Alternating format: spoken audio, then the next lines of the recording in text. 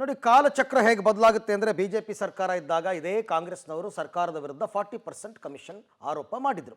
ಈಗ ಅದೇ ಗುತ್ತಿಗೆದಾರರು ಕಾಂಗ್ರೆಸ್ ಸರ್ಕಾರದ ಮೇಲೆ ಮಾಡ್ತಾ ಇದ್ದಾರೆ. ಅದರಲ್ಲೂ ಪರ್ಟಿಕ್ಯುಲರ್ ಆಗಿ BBMP ಗುತ್ತಿಗೆದಾರರು ಬೆಂಗಳೂರು ನಗರಾಭಿವೃದ್ಧಿ ಸಚಿವರು ಆಗಿರ್ತಕ್ಕಂಥ DK ಶಿವಕುಮಾರ್ ವಿರುದ್ಧ ಆರೋಪ ಮಾಡಿದ್ದಾರೆ. ಈ ಗುತ್ತಿಗೆದಾರರ ಕಮಿಷನ್ ಬಲೆಯಲ್ಲಿ ಏಕಾಂಗಿಯಾದ್ರ DCM DK ಶಿವಕುಮಾರ್.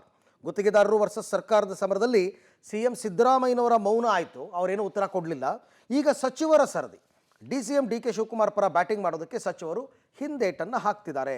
ಗುತ್ತಿಗೆದಾರರು DCM DK ವಿರುದ್ಧ ಗಂಭೀರ ಆರೋಪವನ್ನು ಮಾಡಿದ್ರೂ ಕೂಡ ಹಲವು ಸಚಿವರು ಇದ್ರ ಬಗ್ಗೆ ಏನು ಮಾತಾಡಿಲ್ಲ, ಯಾವುದೇ ಕ್ಲಾರಿಫಿಕೇಶನ್ ಕೊಟ್ಟಿಲ್ಲ. DK ಶಿವಕುಮಾರ್ ಪರವಾಗೂ ಕೂಡ ನಿಂತ್ಕೊಂಡಿಲ್ಲ.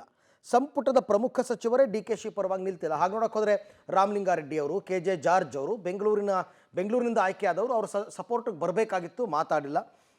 ಆರೋಪಕ್ಕೆ ಯಾವುದೇ ತಿರುಗೇಟು ಕೊಡ್ತಾ ಇಲ್ಲ.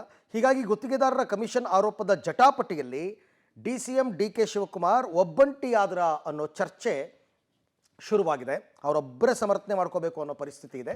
ಸೊ ಏನು ಸಚಿವರ ಮೌನಕ್ಕೆ ಏನು ಕಾರಣ, ಉಳಿದವರೆಲ್ಲರೂ ಕೂಡ ಮೌನವಾಗಿರೋದಕ್ಕೆ ಏನು ಕಾರಣ ಅಂತ ಒಂದೊಂದಾಗಿ ನಾವು ಪಾಯಿಂಟ್ಸ್ ನೋಡ್ತಾ ಹೋಗೋಣ.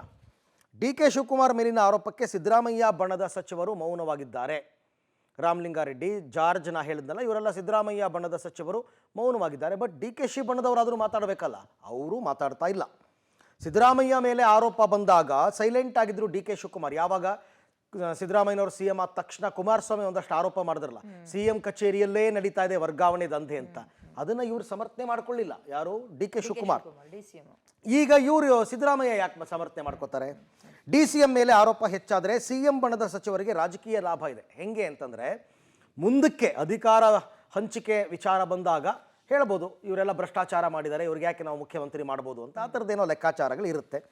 ಬೇರೆಯವರ ಇಲಾಖೆಗೂ DK ಶಿವಕುಮಾರ್ ಕೈ ಹಾಕ್ತಾರೆ ಅನ್ನೋ ಆರೋಪ ಮೊದಲಿಂದನೂ ಇತ್ತು, ಈಗಲೂ ಕೂಡ ಅದು ಮುಂದುವರ್ಕೊಂಡು ಹೋಗ್ತಾ ಇದೆ.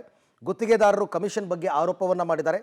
DK ಶಿವಕುಮಾರ್ ಸಮರ್ಥನೆ ಮಾಡಿಕೊಂಡ್ರೆ ನಮ್ಮ ಬಗ್ಗೆ ತಪ್ಪು ಸಂದೇಶ ಹೋಗ್ಬೋದು ಅಂತ ಕೆಲವರೆಲ್ಲ ಯೋಚನೆ ಮಾಡ್ತಿದ್ದಾರಂತೆ. ಅವ್ರು ಮಾತ್ರ ಕಮಿಷನ್ ಅಲ್ಲ, ಇವರು ಹೊಡಿತಾರೆ, ಅದಕ್ಕೆ ಒಬ್ರಿಗೊಬ್ಬರು ಸಪೋರ್ಟಿವ್ ಆಗಿ ನಿಂತಿದ್ದಾರೆ ಅಂತ ಏನಾದರೂ ಬರಬಹುದು. ಸಮರ್ಥನೆ ಮಾಡ್ಕೊಳ್ಳೋದು ಎಷ್ಟು ಸರಿ ಅನ್ನೋದು ಕೆಲವು ಸಚಿವರ ವಾದ. ಯಾಕೆಂದರೆ ನೋಡಿ, ತುಂಬ ವರ್ಷಾನುವರ್ಷಗಟ್ಟಲೆ ಏನಾಗಿಲ್ಲ. ಎಲೆಕ್ಷನ್ಗೂ ಮೊದಲು 1-2-3 ತಿಂಗಳು ಹಿಂದಿದ್ದು ಜ್ಞಾಪಿಸ್ಕೊಳ್ಳಿ. BJP ವಿರುದ್ಧ ನೀವೆಲ್ಲ 40% ಕಮಿಷನ್ ಆರೋಪ ಮಾಡಿದ್ರಿ. ನಾವು ಅವಾಗೆಲ್ಲ ಹೇಳಿದ್ವಿ ನಿಮಗೆಲ್ಲರಿಗೂ ಕೂಡ, ಏನಂತ, ದಯವಿಟ್ಟು ದಾಖಲೆಗಳನ್ನ ಬಿಡುಗಡೆ, ನೀವು ಆರೋಪಗಳನ್ನ ಮಾಡ್ತಾ ಇದ್ದೀರಾ ಅಂತ. ಬಟ್ ಅದನ್ನ ಜನರಿಗೆ ರೀಚ್ ಮಾಡಿಸೋದ್ರಲ್ಲಿ ಅವರು ಸಕ್ಸಸ್ ಆಗ್ಬಿಟ್ರು ಆ ಟೈಮ್ನಲ್ಲಿ, ಎಲೆಕ್ಷನ್ ಟೈಮ್ನಲ್ಲಿ. ಈಗ ನಿಮ್ಮ ಸರ್ಕಾರದ ವಿರುದ್ಧನೇ 15% ಆರೋಪ ಬಂದಿದೆ, ಅದರಲ್ಲೂ DK ಶಿವಕುಮಾರ್ ಮೇಲೆ ಬಂದಿದೆ. ಬೆಂಗಳೂರು BBMP ಗುತ್ತಿಗೆದಾರರೇ ಮಾಡಿದ್ದಾರೆ, ಆಯಿತಾ. ಗುತ್ತಿಗೆದಾರರಲ್ಲೊಬ್ಬರು ಸುಸೈಡ್ ಕೂಡ ಮಾಡ್ಕೊಂಡಿದ್ದಾರೆ, ಅದು ಬೆಂಗಳೂರಿನಲ್ಲಿ ಆಗಿರ್ತಕ್ಕಂಥದ್ದು. ಹೀಗೆಲ್ಲ ಇರಬೇಕಾದ್ರೆ DK ಶಿವಕುಮಾರ್ ಪರವಾಗಿ ಯಾಕೆ ಯಾರು ನಿಂತ್ಕೋತಾ ಇಲ್ಲ ಅಂತಂದರೆ, ಇದರಲ್ಲಿ ಬೇರೆ ಬೇರೆ ರಾಜಕೀಯ ವಿಚಾರಗಳಿದೆ. ರಾಜಕೀಯ ನೀವು ಅಂದ್ಕೊಳ್ಳೋ ಹಾಗಿರಲ್ಲ. ನಾವು ಮೇಲ್ನೋಟಕ್ಕೆ ಏನೋ ಹೇಳ್ತೀವಿ, ಬಟ್ ಒಳಗಿಂದೊಳಗೆ ಏನೇನೇನೇನೋ ನಡೆದಿರುತ್ತೆ. ಹಾಗಾಗಿ DK ಶಿವಕುಮಾರ್ ಅವರ ಪರವಾಗಿ ಯಾರೂ ನಿಲ್ತಾ ಇಲ್ಲ. ಐ ಡೋಂಟ್ ನೋ, ಈ ಅಸಮಾಧಾನವನ್ನು DK ಶಿವಕುಮಾರ್ ಪಕ್ಷದ ಚೌಕಟ್ಟಿನಲ್ಲಿ ಹೇಳಿ ಆಮೇಲಿಂದ ಯಾರಾದರೂ ಸಪೋರ್ಟಿವ್ ಆಗಿ ನಿಂತುಕೊಳ್ಳುವಂತಹ ಸಾಧ್ಯತೆ ಇರಬಹುದು. ಬಟ್ ಸದ್ಯಕ್ಕಂತೂ ಸಿದ್ದರಾಮಯ್ಯನವರ ಆದಿಯಾಗಿ ಯಾವ ಸಚಿವರು ಕೂಡ ಇವರಿಗೆ ಸಪೋರ್ಟಿವ್ ಆಗಿ ನಿಲ್ತಾ ಇಲ್ಲ. ಇದರ ಅರ್ಥ DK ಶಿವಕುಮಾರ್ ಅವರು ಪಕ್ಷದಲ್ಲಿ ಏಕಾಂಗಿ ಆಗಿದ್ದಾರೆ. ಬಟ್ ಅದನ್ನ ಎದುರಿಸೋ ಸಾಮರ್ಥ್ಯ ನನಗಿದೆ ಅಂತ ಅವ್ರು ಹೇಳಿದ್ದಾರೆ ಈಗಾಗಲೇ. ನಾನು ಅದನ್ನು ಫೇಸ್ ಮಾಡ್ತೀನಿ ಅಂತ, ಅಂಡ್ ಫೇಸ್ ಮಾಡ್ಬೋದು ಕೂಡ. ಸೊ ನೋಡೋಣ. ಇವತ್ತು ಒಂದು ಇದು ಬೇರೆ ಕರೆದಿದ್ದಾರಲ್ಲ, ಗುತ್ತಿಗೆದಾರರ ಸಂಘ ಒಂದು ಸುದ್ದಿಗೋಷ್ಠಿ ಕೂಡ ಕರೆದಿದ್ದಾರೆ. ಏನು ಹೇಳ್ತಾರೆ ಅಂತ ನೋಡೋಣ. ಏನು ರಾಜಕೀಯದಲ್ಲಿ ಅತ್ತೆಗೊಂದು ಕಾಲ ಸೊಸೆಗೊಂದು ಕಾಲ ಅನ್ನೋ ಗಾದೆ ಮಾತಿದೆಯಲ್ಲ, ಅದೆಲ್ಲಾದ್ರೂ ಬಳಕೆ ಆಗ್ತಾ ಇದೆಯಾ ಅನ್ನುವ ಪ್ರಶ್ನೆ. ಕಾರಣ ಇಷ್ಟೇ, 40% ಕಮಿಷನ್ ಆರೋಪವನ್ನ ಕಾಂಗ್ರೆಸ್ನವರು BJP ಮೇಲೆ ಹೊರಿಸಿದ್ರು. ಇದೀಗ BJP 15% ಕಮಿಷನ್ ಆರೋಪವನ್ನ DCM DK ಶಿವಕುಮಾರ್ ಅವ್ರ ಮೇಲೆ ಹೊರಿಸಿದ್ದಾರೆ. ಸೊ ಇದೊಂದು ರೀತಿ ಕೌಂಟರ್ ಅಟ್ಯಾಕ್ ಆಗ್ತಾ ಇದೆ ಅಂತ. DCM ವಿರುದ್ಧ 15% ಕಮಿಷನ್ ಆರೋಪದಡಿ ಗುತ್ತಿಗೆದಾರರು ರಾಜಭವನದ ಕದ ತಟ್ಟಿ ವಿಪಕ್ಷಗಳ ನಾಯಕರಿಗೂ ದೂರು ಕೊಟ್ಟಿದ್ರು. ಆದರೆ ಗುತ್ತಿಗೆದಾರರ ಆರೋಪಕ್ಕೆ ತನಿಖಾಸ್ತ್ರ ಬಿಟ್ಟು ಕೌಂಟರ್ ಕೊಟ್ಟಿದ್ದಾರೆ. ಹೀಗಾಗಿ DCM ವಿರುದ್ಧ ಮತ್ತಷ್ಟು ಹೋರಾಟ ತೀವ್ರ ಮಾಡೋಕೆ ಗುತ್ತಿಗೆದಾರರು ಪ್ಲಾನ್ ಮಾಡಿದ್ದಾರೆ ಅನ್ನೋ ಮಾಹಿತಿ. ಈಗಾಗಲೇ ರಾಜ್ಯಪಾಲರಿಗೆ ದೂರು ಕೊಟ್ಟಿರೋರು ರಾಷ್ಟ್ರಪತಿಗಳಿಗೂ ದೂರು ಕೊಡೋ ಸಾಧ್ಯತೆ ಇದೆ. BJP ಅವಧಿಯಲ್ಲಿ 40% ಕಮಿಷನ್ ಬಗ್ಗೆ ಮೋದಿ ಅವರಿಗೆ ಪತ್ರ ಬರೆದು ದೂರು ಕೊಟ್ಟಿದ್ದ ಗುತ್ತಿಗೆದಾರರ ಸಂಘ ಬಾಕಿ ಬಿಡುಗಡೆ ಮಾಡದೆ ಹೋದರೆ DK ವಿರುದ್ಧ ಪ್ರಧಾನಮಂತ್ರಿಗಳಿಗೂ ದೂರು ಕೊಡೋ ಸಾಧ್ಯತೆ ಇದೆ. ಸರ್ಕಾರ ಹಾಗೂ DK ಶಿವಕುಮಾರ್ ವಿರುದ್ಧ ಗುತ್ತಿಗೆದಾರರು ಪ್ರತಿಭಟನೆ ಮಾಡೋ ಸಾಧ್ಯತೆ ಕೂಡ ಇದ್ದು, ಬಿಲ್ ಪಾವತಿ ಮಾಡದೆ ಹೋದರೆ ಈಗ ನಡೀತಾ ಇರೋ ಕಾಮಗಾರಿಗಳ ಕೆಲಸವನ್ನ ನಿಲ್ಲಿಸಿ ಸರ್ಕಾರವನ್ನ ಇಕ್ಕಟ್ಟಿಗೆ ಸಿಗಾಕಿಸುವಂತಹ ಚಿಂತನೆ ಕೂಡ ನಡೆದಿದೆ ಅನ್ನಲಾಗ್ತಾ ಇದೆ. ಇಲ್ಲಿ ಒಂದು ವಿಚಾರ ಹೇಳ್ಬಿಡ್ಬೇಕು, ಏನಂದ್ರೆ ಸರ್ಕಾರಗಳು ಬದಲಾಗ್ತಾ ಹೋಗ್ಬೋದು 5 ವರ್ಷಕ್ಕೊಂದ್ಸರ್ತಿ, ಗುತ್ತಿಗೆದಾರರು ಅವರವರೇ ಇರ್ತಾರೆ. ಈಗೇನಾಗುತ್ತೆ, ಕಾಂಗ್ರೆಸ್ ಸರ್ಕಾರಕ್ಕೆ ಫೇವರ್ ಆಗಿರ್ತಕ್ಕಂಥ ಗುತ್ತಿಗೆದಾರರು ಒಂದಷ್ಟು ಜನ ಇರ್ತಾರೆ, ಬಿಜೆಪಿಗೆ ಫೇವರ್ ಆಗಿರೋ ಗುತ್ತಿಗೆದಾರರು ಒಂದಷ್ಟು ಜನ ಇರ್ತಾರೆ. ನೀವೇ ಮಾಡಿದ ಆರೋಪದ ಪ್ರಕಾರ ಕಾಂಗ್ರೆಸ್ ಫೇವರ್ ಆಗಿರ್ತಕ್ಕಂಥ ಗುತ್ತಿಗೆದಾರರು ಎಲ್ಲ ಸೇರ್ಕೊಂಡು ಬಿಜೆಪಿ ಸರ್ಕಾರದ ಮೇಲೆ ಆರೋಪ ಮಾಡಿದ್ರು ಅಂತ ಅವಾಗ 40%. ಈಗ ಆರೋಪ ಮಾಡ್ತಾ ಇರೋರು ಬಿಜೆಪಿಯವರು ಅಂತ ಇವ್ರು ಆರೋಪ ಮಾಡ್ತಾ ಇದ್ದಾರೆ. ಇಷ್ಟೇ ವಿಚಾರ. ಬಟ್ ನೀವು ತನಿಖೆ ಮಾಡ್ತೀವಿ ಅಂತ ಹೇಳಿದಿರಲ್ಲ, ತನಿಖೆ ಮಾಡಿ. ಆಮೇಲೆ ಅವಾಗ ಪ್ರಧಾನಿ ತನಕ ಹೋಗಿತ್ತು ಪತ್ರ ಬರೆದಿದ್ದು, ಈಗ ಅವ್ರು ರಾಷ್ಟ್ರಪತಿ ತನಕ ಹೋಗ್ತಾರೆ. ಎಲ್ಲ ಅಷ್ಟೇನೆ.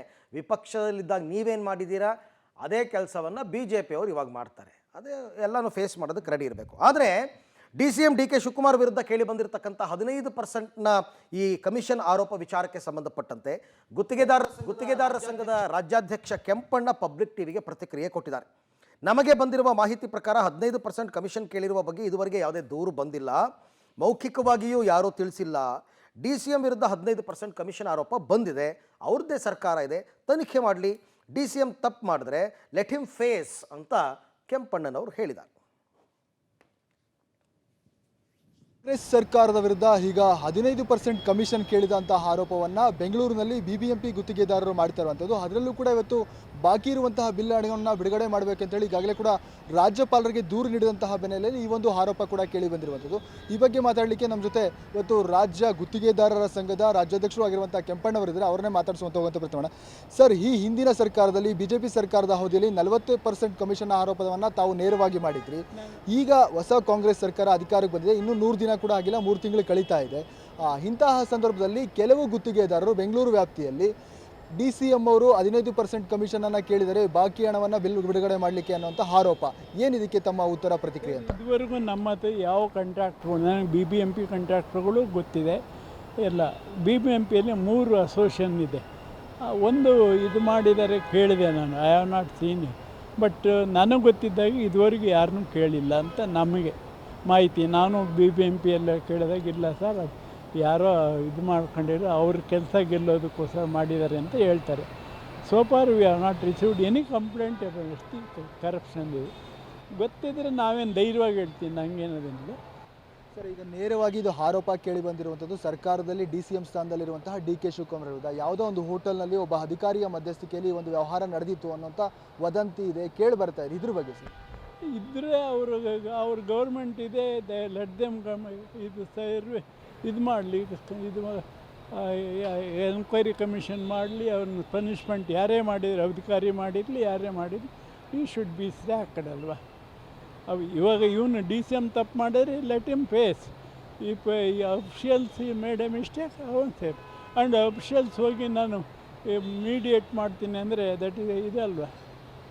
ಅದಕ್ಕಿಂತ ಅವಮಾನ ಇನ್ಯಾವುದೂ ಇಲ್ವಲ್ಲ. ವಿಚಾರ ತಮ್ಮ ಗಮನಕ್ಕೆ ಬಂದಿದೆಯಾ ಸರ್? ಇದುವರೆಗೂ ಇಲ್ಲ ಸರ್, ನಮ್ಗೆ ಯಾರು ಇದುವರೆಗೂ complaint, no complaint we have not received. ಇದಿಷ್ಟು ರಾಜ್ಯ ಗುತ್ತಿಗೆದಾರರ ಸಂಘದ ಅಧ್ಯಕ್ಷರು ಆಗಿರುವಂಥ ಕೆಂಪಣ್ಣವರ ಮಾತುಗಳು. ಕ್ಯಾಮರಾಮ್ಯಾನ್ ಪ್ರಕಾಶ್ ಜೊತೆ ಮುದ್ದು Krishna, public TV, Kempegowda international airport.